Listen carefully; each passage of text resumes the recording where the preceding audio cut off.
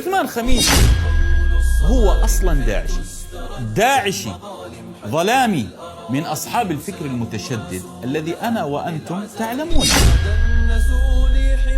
يخاطبني السفيه بكل قبح فأكره أن أكون له مجيبا، يزيد سفاهة وأزيد حلما، كعود زاده الإحراق طيبا.